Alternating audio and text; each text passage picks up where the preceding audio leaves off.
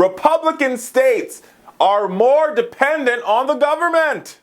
Yes, indeed, America, it is true. Recent analysis from WalletHub indicated that if you calculate dependency when it comes to how many federal dollars your state gets from the federal government for its sheer survival, Republican states top the chart. Now, in their study, they looked at three different things when it comes to figuring out how dependent you are on the government. Thing one is how much does your state get in federal funding per dollar it pays into the federal income tax. The second is the percentage of your state funding that comes from the federal government and the number of federal employees per capita, both military and civilian. And you guessed it, America. You know the states: Mississippi, Alabama, New Mexico, top the charts. And so what you find is, now New Mexico is the most dependent state out of all the states in our fond union. They get $2.19 for every dollar they put into the federal government. And the lowest, just so you know, the least dependent state is New Jersey, which has a very, very high per capita income, only gets 50 cents for every dollar they put into the federal income tax. But the most important thing here is that you guys need to understand, which is the problem. Well, not the problem, but I think it's just this, I don't know, I think people live in the land of imagination. Pure imagination. So you have all these people, Alabama, Mississippi, who vote Republican like it's going out of style, both federally and locally. Federal, state, and local elections.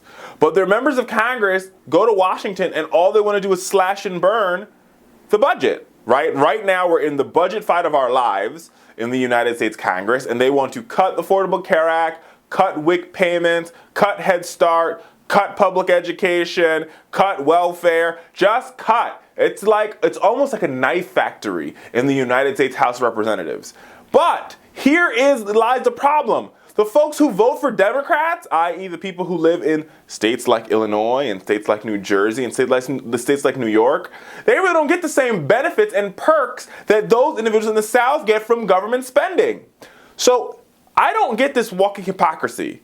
Now there's other reasons why the southern states they have other levels of hypocrisy. You can check out my piece on Huffington Post where I talk about the walking southern Bible Belt hypocrisy. Check it out. It's actually a pretty good piece. But beyond that, I mean, the question you have to ask yourselves here, folks, is to what extent do you say, I'm voting against my own self-interest? I am a recipient of welfare. My daughter might be a recipient of welfare. My son can be a recipient of welfare. My kids are on my kids are on S-chip, or the Child Health Care Act, right? But I'm still going to vote against my own self-interest. It boggles the mind to me, America.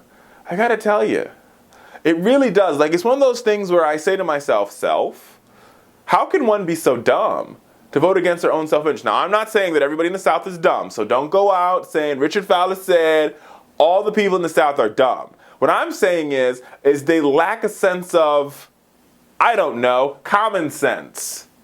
Why would you vote against somebody who will literally go to Congress and pledge?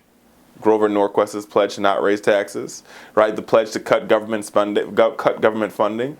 Why would you vote for somebody who then goes to Washington and pledges to literally slash and burn the deficit? It's like those people that went in 2010, the people who went to the healthcare town hall and said, don't cut my Medicaid or don't cut my Medicare. Like that's not a government healthcare program.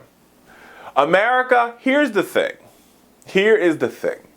The job of government programs, whether it be the TANF program, also known as welfare, the WIC program, the food stamps program, Section 8 housing, the job of these programs are pretty simple. They're a transitional program. They're to help those who have fallen, get back up again. You've fallen, the job of these programs is to help you get back up again. After the Welfare Reform Act of 94, or 96 rather, whichever year it came out, right? No one can be on welfare for the rest of their lives.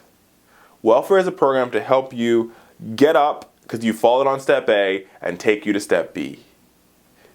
It doesn't matter where you live. You can live in the inner city of New York or Philadelphia, or you can live in Shelby County, Alabama. The job of these programs are to help you get back on your feet.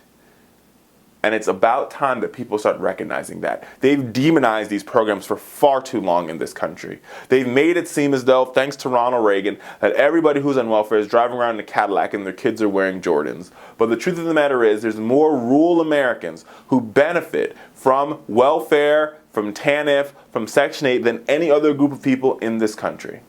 So if we truly want to make America a better place, if we truly want to live up to the meaning of our Constitution, life, liberty, and the pursuit of happiness, then we've got to vote for candidates that understand you have to help get yourself back up again.